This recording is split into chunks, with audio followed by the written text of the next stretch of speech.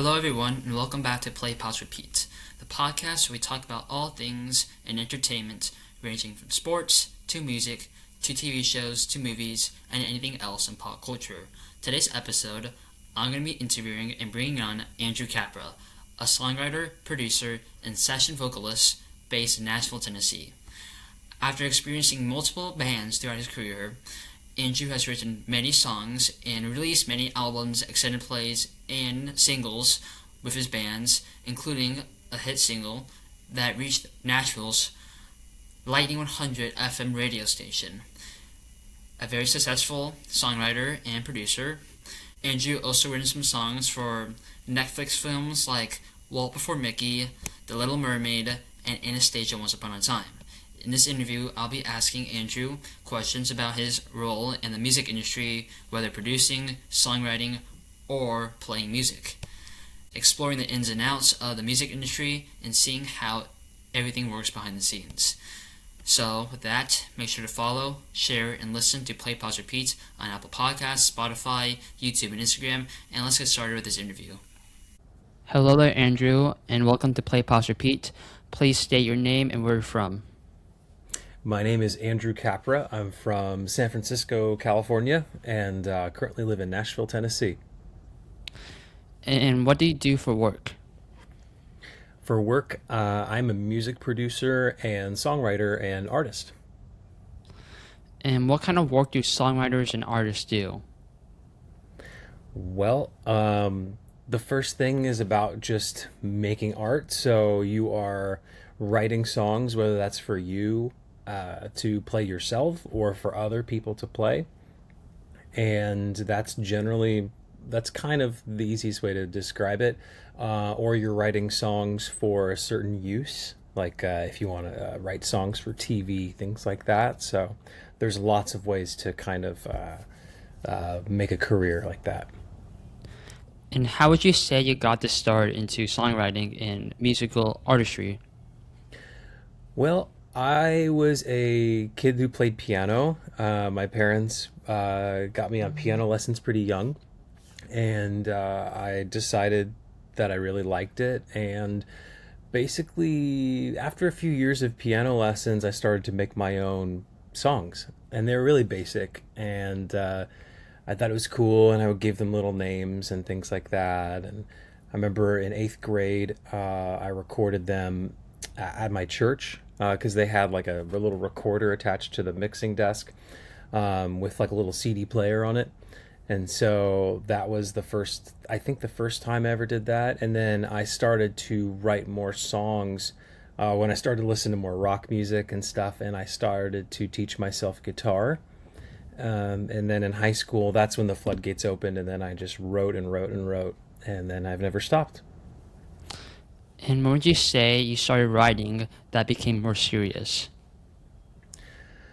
Well, in high school, I loved writing so much, and so I wrote so many songs, and eventually by like sophomore year, I had my first band, and we started to go in the recording studio locally. Like we would just hire them for a day, and we went in to record songs with the money we saved up, and we recorded 3 or 4 songs that day. And after that, I started to get a little bit more attention from people in the Bay Area, like that would want to come see us play. I started posting our stuff on the internet, and then also we were offered like a little like a record deal from a local record label that had a studio, and so it was really easy to like write and record more songs. So by the end of high school, I had already recorded a couple albums and then a couple EPs and one-off songs. So I was really kind of I was having an awesome time, but I was writing all the time. And what was that name of that band you started? That band was called Halfway to Nowhere. That was my first ever real band. And do you still know the drummer, the bassist, and everybody else in that band? I actually do. They're some of my best friends to this day. We still have a text thread together. There's like a group of us. There's like 6 of us It's like the four of us that were in the band plus two of our best friends who were just along for the ride too. And we had a lot of like fun formative experiences together in high school doing that, because we would always be off on weekends loading up somebody's mom's van with our gear and playing shows. And we would be traveling during the summer. Sometimes we would go out through California, or one time we went all the way to Texas to play shows, and I was 16 or 17 at the time. So, it was like it was a really fun experience. So, we had an RV at one point. So, yeah, they're still some of my best friends. And you mentioned before that a record studio from San Francisco basically found your talent and exposed you guys to like a broader audience. Would you Hmm. say that San Francisco recording studio helped you in your further endeavors? Oh, yeah. I mean, because we didn't have the resources to go in and like record a bunch of songs in the studio. And at that point, too, it was still early enough where like home recording technology wasn't amazing yet. So we weren't able to just like record in our rooms like we are now. So it was great because they basically fronted the cost of making an album, and then we would just pay it back, and they would like pay for the CDs and the art and all the things like that. So that really helped us. And when we can go sell those CDs, so that all really helped us. And then the great side benefit to that was that I ended up being like an intern at the recording studio. And so then I not only got to get us a little discount on the songs because I was working it off too, but I also learned how to work in a recording studio, which changed my world. And how would you say that helping in the recording studio helped you with like other bands or like songwriting for like anything else? Well, I think it got me really familiar with the tools really fast. At that time, um, the software that we were using is the same as now. It's just a lot prettier looking now, but it's the same software. So, like, I was just learning all the key commands and like how to edit, and also like how to edit really on a granular level, like how to really get in there and do stuff. So I was editing drums, and I was learning how to work on vocals and all the things that would really shape like how I made records for years to come, like using synthetic sounds. And also it kind of made it was a really cool time because there were a lot of nights where they would just leave me in the studio and I could just work until whenever and then go lock up. And so I would sit there and I could just turn on keyboards on the wall and say, I wonder what that would do. And then I would just make sounds for a long time, and then just see what I liked. And are there any other bands that you participated in leading up to here?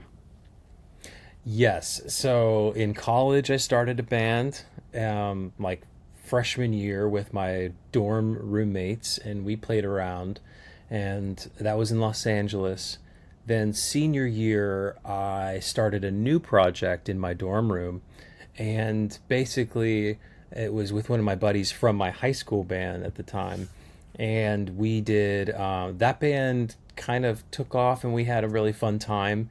That band was called Brave Citizens, and we started to get some label interest, and we actually did some tours. We saw the whole United States. We had songs on TV and stuff, and it was a really fun experience, and that took me through like the end of college into after that. Then I was playing around LA as a singer songwriter for a bit, and I did like a solo project. And then most recently in Nashville, I started a group called Stepsons, and that's been my kind of artistic outlet, or one of them, since I've been here. We've done a few shows, but it's a lot mainly just like a recording project here. And you mentioned that you saw one of your songs be played on live television. How did that feel for you? And when like you listened to it on the audio, the radio, or anywhere else, just in public, what's that feeling for you? It's really exciting. It's hard to describe. It's just fun to hear the DJ say your name. It's fun to hear your song come out of a car speaker. I had that happen in high school. I had that happen here in Nashville. Lightning 101 has played Stepsons a decent amount. So that's really, it's really incredible. And it's also really fun to see songs on TV, and just how they're used and like how it colors a scene. And in Brave Citizens, I had some songs on reality TV, which was kind of fun and funny, because they used like a really dramatic song after there was like an argument between people, and it's pretty funny because it's like reality TV. It was like on MTV. And then more recently, I had one with my project Stepsons, where it was like a really pretty song, and it was used over like a driving sequence for like an Old West thing, and it was really beautiful, and it kind of like brought the song to life in a new way. And you mentioned the Lightning 100 or 101. And how did you get your songs onto that station? I just emailed it in. You're right. I think it's Lightning 100. I said Lightning 101. I just sent it in, and I think they just liked the songs. They haven't played everything that Stepsons has put out, but they've played a handful of the singles and things like that. And yeah, I think after one or two, they just kind of recognized the name or something like that. And so, but yeah, it was really, really kind of them. And so for your band, Stepsons, Brave Citizens, and everything else you had in band, what is the difference between a single that you release, extended play, or an album? Well, it's definitely changed based on like how we listen to music now, because like in the digital format, it kind of means something and it kind of doesn't anymore like it used to. Like, when I first started out, these were CDs. So, the single, a CD single, we didn't do too many of those because that was kind of expensive to do, but we did EPs, and there'll be like 4 songs, 5 songs on an EP. And those are kind of, I liked that length because it's just enough to like get into a band. It's really good if you're trying to like get new ears and stuff, because it gives you just like some songs to be like, hey, if you like this one, there's just a few more and you can get into more music. It doesn't require as much. The album, I feel, is just an incredible artistic statement, and I've loved doing those. It's a lot of work, and there's always like snags along the way, and it's just a tough project to navigate. There's just a lot of boxes to check, and so it's a lot, and it's expensive. It's a lot of time. So, but I love those because they're really for the fan, and then you can really like dive into an artist, or if you really have something to say, if you want to be like, if you really want to get a message across, then album is an incredible way to do it. Okay then, so how do you decide what song becomes a mainstream single or a filler song on an album? Well, sometimes you just know. Sometimes you just feel like this song is so catchy and interesting, and it has what you think new ears will like. And sometimes there's other people telling you that. Sometimes, you could send a few songs in to a radio person or to your label person. They say, yo, of these ones, this song is the one that you should do. And that's helpful too. But generally, I have felt that like it's easiest that way to like, to just be like, oh, well, what in your gut feels just like, it is just like undeniably catchy. And I feel like that's a good place to start. And that's even what I tell artists that I work with these days. And now, basically these days, artists are putting out almost all singles, really, and then just combining them to be an album just for attention span. So, it's not quite like where it used to be, where these days you're pretty much working every song almost like it's a single. But I still think there's room, for album songs. Album songs, I wouldn't necessarily call them filler, though.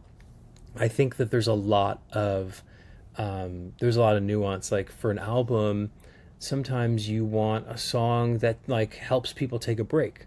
If you got a really loud album and you have one song and it's kind of song 7 or 6 or something like that, and you are just like you want to really change gears for people or help them like switch to a new track, like mentally or emotionally, like they may not be songs that play on the radio, but they are songs that serve a really important purpose for like an album. And would you say, as a listener, that you should definitely listen to a song in order for an album? Oh, like just from top to bottom? Yes. Yeah, I think listening to an album is a really incredible experience, and it's a difficult experience now because it requires a lot of attention. So it's hard to do, or harder than it was. But I think it helps you really understand an artist, and I love still listening to albums. I do it all the time when I'm driving. Hmm. And so, how would you come up with the names of your albums, extended plays, and songs, and also like the artwork, I guess, as well? Um, you know, Artwork kind of depends. Like it's kind of random. I think like in high school and college and stuff, we would just like mess around with photos and like put them in Photoshop and then be like, ah, that's pretty cool, and then just like make that the cover. So only recently have I had like real artist friends helping me with art, like great photographers and great cover design people. And that stuff is really cool. Like I think I tell them what I want to convey, like emotionally. And also that goes in with the name of the album. Like it needs to all kind of tie together. So, my last Stepsons EP was called Valley Road, and it's a song, and it's a song on the album or the record, and it's the name of the EP, and it's about basically it's like a nostalgia thing, and it's talking about like the area that you grew up in and kind of like revisiting it in that way. And so I knew I wanted a lot of like dark sun going down kind of city stuff. And so my friend and I went in my car and rolled around Nashville a couple years ago and got all these beautiful photos, and I used one. And during the song making process, how often do you typically rewrite lyrics, change the instrumentals, or redo sound productions just to complete a song? All the time. All the time. And I think a song is not done until it's out. And used to it used to be a lot more black and white, I think, when I was younger, but now I just kind of know that songs are meant to be tweaked and fixed as you go, and I think that's beautiful. So you might write it one way, and then you sit down the next day and you go, I could probably change that line. Maybe there's something I could say it's a little bit more clear, and so you do that, or you get on the microphone to sing your song, and you go, that just doesn't like sound quite right. All those words jumbled together. Like maybe there's an easier way to say that. And so, there's all this little stuff that happens all the way up until the record is done. And especially as a producer, I know this well because I'm helping artists make those decisions, beyond my own music. And so, yeah, there's definitely stuff getting changed all the time. I've done full productions with all the instruments, and then we listen to it, and the artist says, I'm not sure that this is quite right yet. Like, I think maybe we need to redo a couple things, and then we go back and try something completely different, and then it works better. So you never know until it's like done and mastered and on Spotify that you're tweaking the entire way.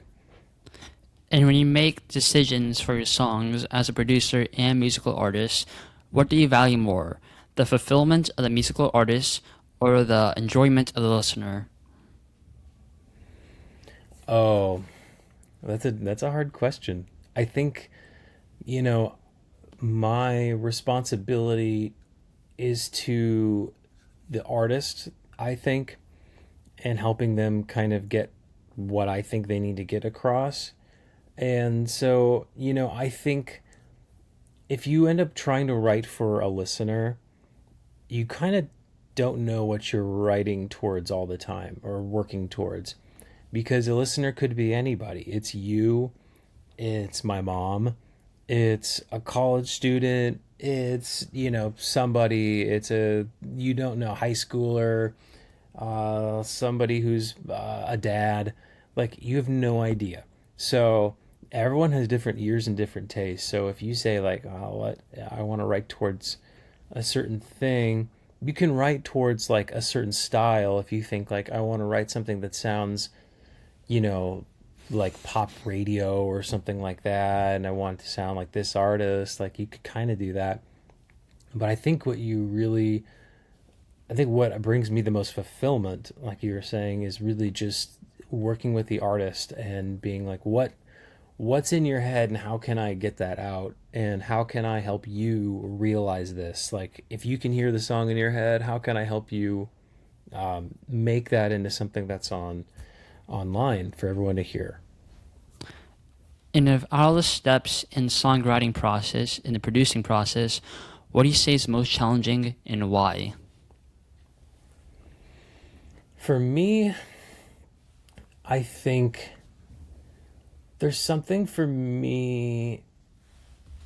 Oh, it really depends, but for me, there's something about the mixing process that's tough.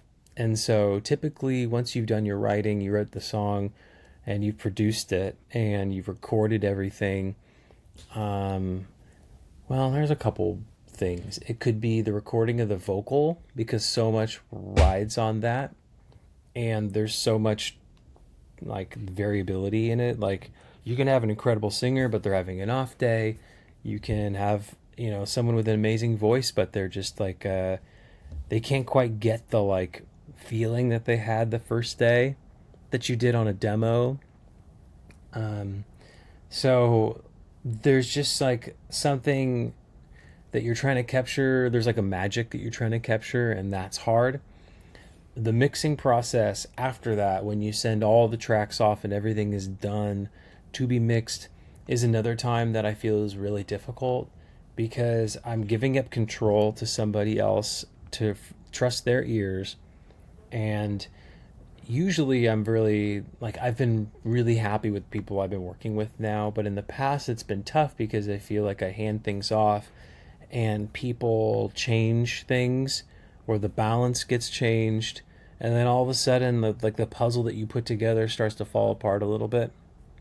And um, that part is hard because it's hard to put it back together sometimes. So you can have an incredible song and it sounds incredible, and then you mix it, and then you lose some of the magic. Is a danger. Although I will say that, this year even I've had songs I've sent to, have mixed, and then they come back even better than I imagined. So those are the challenging points I think you just have to be really careful in.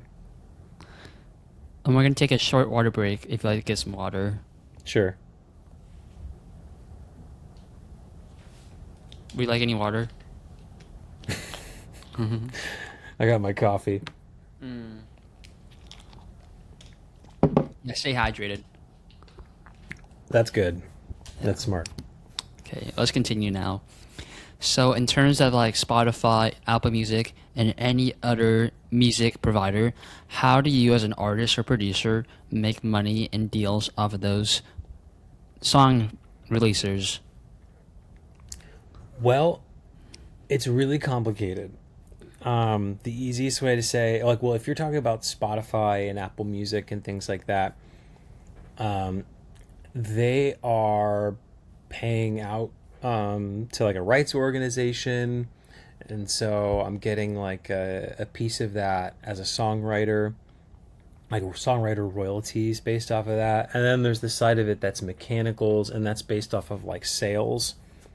So so yeah, each of those has like a different rate, and that's how I kind of get paid out as a songwriter on those. The publishing side gets paid out like every 3 months as part of a statement, and so then I can look down this statement that my rights organization collects and see all the different songs and then how many times they were played and then what that total is. That's cool. So, what motivates you to continue making music in your life? Well, I haven't done anything else. And that's really the easiest way to explain it. I just since middle school, since yeah, at least middle school, high school, I've just known this is what I am doing with my life. It just feels like something that I love. It's something that I feel that I'm good at and that I can share with people. And it's an area of my life that I want to keep learning in. It's like a practice for me. And so I think that, it's been a long, rocky, difficult journey, and nothing is guaranteed, and it's really hard, but I have just always had this feeling like this is what I'm gonna do, and I'm not gonna do anything else, and I'm just going to put everything I got into it. And of all the things you have done in the music industry, what do you say is the most accomplished thing you've ever done? Well, there's different metrics for that. I mean, there's definitely been uh, a lot of cool like wins, um, you know, over time, and I think I think some of my favorite ones aren't the ones that made me the most money. Um, those are some of them are fun. Like if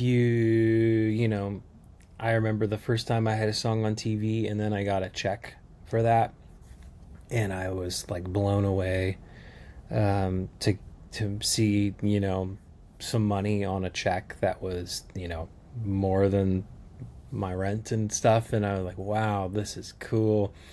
And I've heard songs on award shows, and I've on the radio, and I've seen my songs performed at a stadium or a festival or Grand Ole Opry, things like that.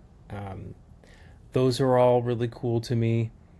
Um, I recently signed a publishing deal, and that was a cool win as well because it's a cool partnership, and it means that there are people that believe in my songs as well and want to help make them as great and spread as far as possible.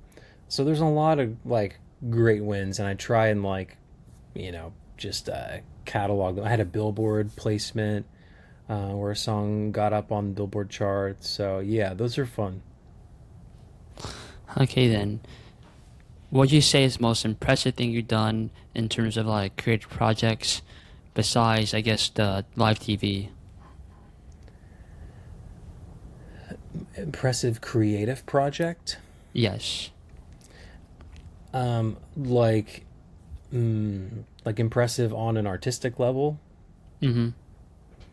Okay. There's a few. I feel like some of them have been recently. I just like as a producer, I just had a song come out with an artist, Liam St. John, this last week called "Send for Me." That's an incredible song, and I'm really proud of how the record came out. It and it's for as a producer, I'm really proud of that. Creatively, I mean, this year I put out an ambient record under my own name, which has been kind of a project I've had for a year personally, and it's really different. And it was an exciting, like art project. So there's all sorts of things like that. And based on all your songs, judging on everything, like the lyrical writing, the instrumental composition, the musical production, what song stands out to you the most and why? Ooh. Well, the cliche answer I'll have is that I think I'm about to release one that I feel like is really great. That stands out to me, that I feel like is just one of my favorites. I think my favorites are generally just songs where I have a feeling personally, and I manage to say exactly how I feel, or I manage to paint the picture I wanted to paint. So my last EP with Stepsons, Valley Road, I feel like um, did that really well, and I felt like what I wanted to portray in my life, I did a really great job personally, and a song like Autobio that starts that record is a really interesting song. It's not conventional, and it takes a long time, and it's really tense, and it has a really big like build and takes a long time. And so and the lyrical content I love in that one too. It's really just like a self statement. So I feel like as I continue writing, I stumble on a handful of songs every year that do that for me. And of all the three aspects in your songwriting, the lyrics, the instruments, and the musical production, what do you say has the most value in making a song great for you? Um, I think my general answer is melody. Um, it's hard because it really depends, but I would say melody is important, because there are just certain songs that you write and lyrically maybe it doesn't make sense, or you think of some really classic songs like huge songs from the 60s and 70s and stuff like that lyrically don't quite make sense, but the melody is so good. So I think like that's why melody is probably most important. And um, the instrumentation matters, but then there are certain songs where it's just as good with the full instrumentation, and it's just as good with playing it on an acoustic guitar.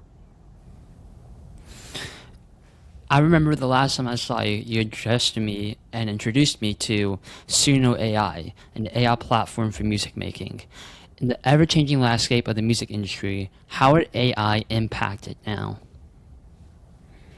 Well, um, it's a tough time. Like, I think when you and I were talking about it, it was really starting to take off, and I think people were starting to be blown away by like what it could do. And it is really insane to see what it can do.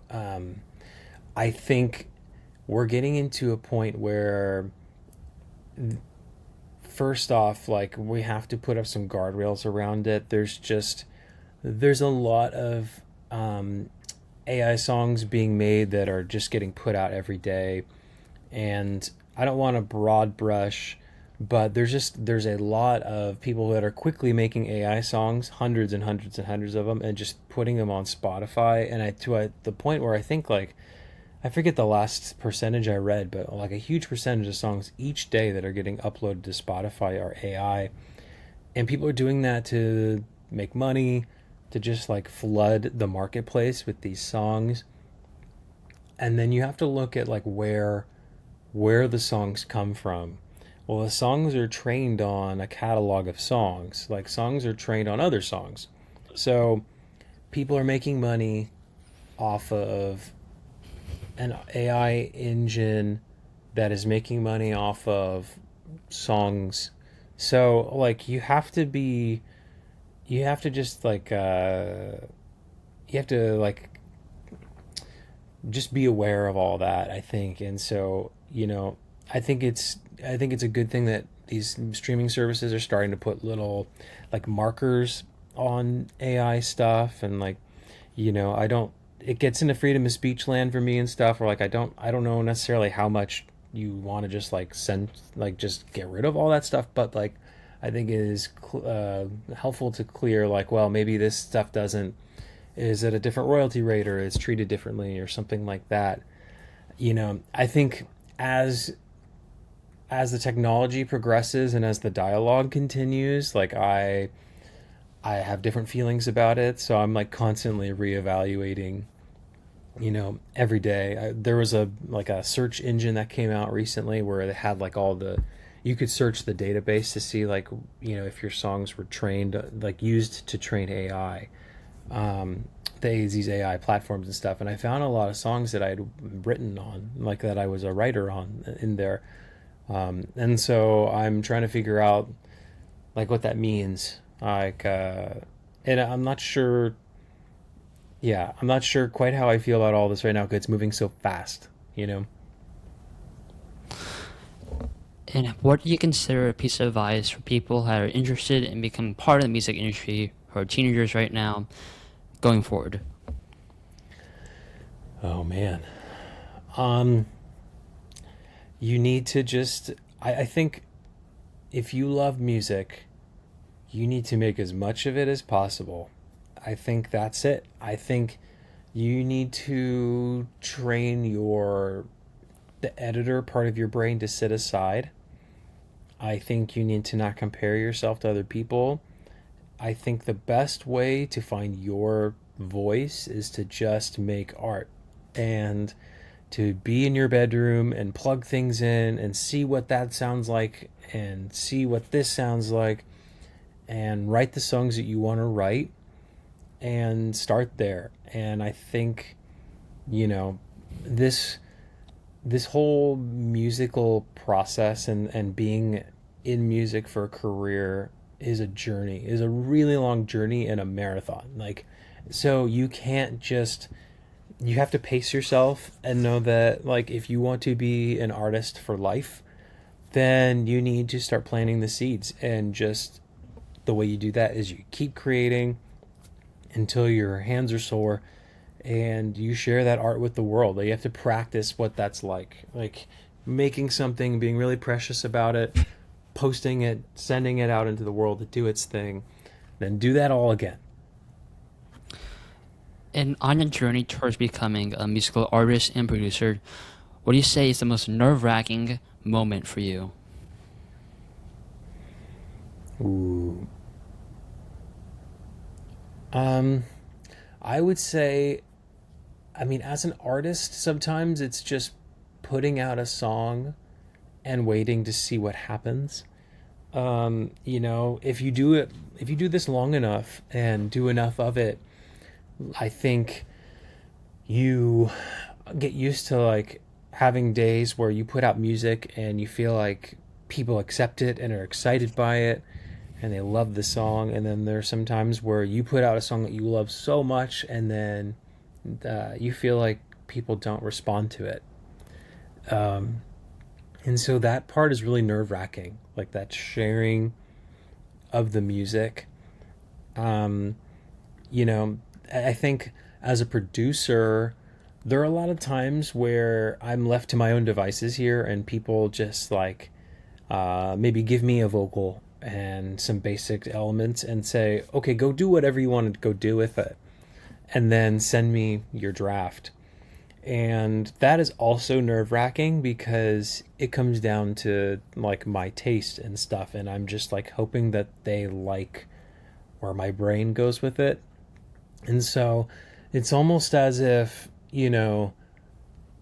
somebody gave you like, they said, Brayden, I want you to draw a picture of a dog.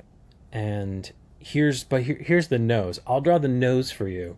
And then you draw the rest of it for me, okay? And so then I hand it to you and I say, okay, cool. Send that to me in a week and let me know. And then you send it back to me. Well, that's kind of how it feels being a producer sometimes, where I am like, well, you may not have made this kind of dog or this like way, but this is how I think it could be. And sometimes an artist is surprised in a good way, like, wow, I never would have thought of that. And sometimes they're like, wow, this is this is not quite what I was hoping it was going to be, or it's not what I heard. And so there's something. It's really nerve wracking, but that's what that's what being like a creative professional is like to me. And in your opinion, what do you say is the best written song of all time?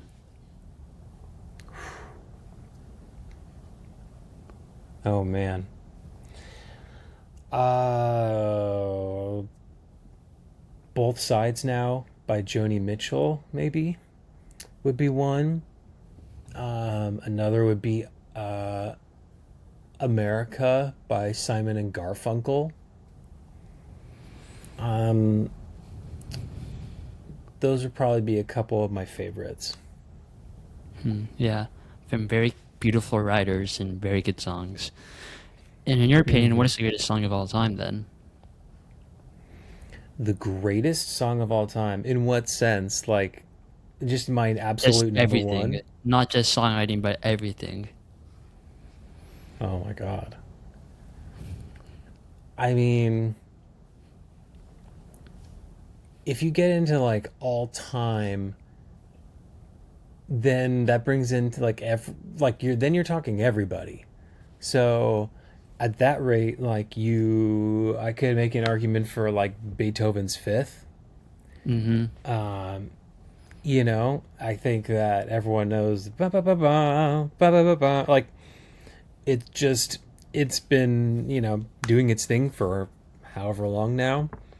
Um, when I think of like all time, like a masterpieces, I think of songs that are just so outside the ordinary too. So like one of those, um, I would say would be like Bohemian Rhapsody, which is like a song that I don't necessarily like put on all the time to listen to casually, but I could say is this like such an incredible masterpiece of craziness and artistic expression that I would say that something like that could be like that. And my final question for you before we leave is if you could join any band, like act as a writer, a singer, guitarist, maybe even a producer, and it can be any era, what band would you choose and why? Wow. Um, I think all the bands I would want to join would be from the other side of the pond. So like there would be British or Irish bands maybe. I would say I would have loved to be the fifth member of U2. You too. Yeah. That's probably a big one. And I would love to make a record with U2. That would be incredible. I've always looked up to them. I love like 80s Brit rock. And so I also would have loved to be a member of like The Cure or The Smiths or something like that as well. Yeah, I noticed that there's like a kind of notable trend you have with the Cure, the Smiths, and U2. And what do you say is the Yeah. favorite song for all of those bands for you?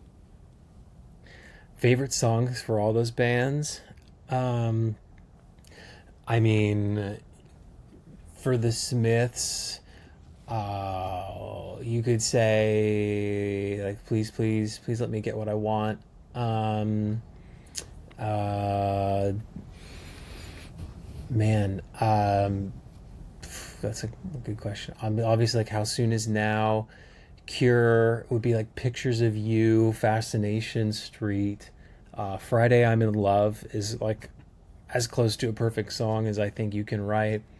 U2's Joshua Tree record, their Achtung Baby record after that, Mysterious Ways, the Streets Have No Name, uh, In God's Country, like all those songs like take me somewhere. That's cool. Well, thank you for joining today, Andrew. And is there any final thoughts you'd like to share to the audience? Thanks for having me. It's fun to share what goes on here in the studio. It's fun to share what my life's work is with you. So thanks for asking such great questions, Brayden. Yeah, thank you. Um, well, I guess that's the end of the interview. Thank you for joining, and we can stop here. That closes this episode of Play, Pause, Repeat. I'm Brayden Shea. Today I interviewed Andrew Capra, a music producer, songwriter, and session vocalist based in Nashville, Tennessee. I interviewed him today about his role in the music industry and what he has accomplished so far in his projects to come later. Make sure to follow Play, Pause, Repeat on Apple Podcasts, Spotify, Instagram, and YouTube. And as always, Play, Pause, Repeat brings you episodes and coverage on anything in sports, TV, movies, music, and anything else in pop culture. Thank you.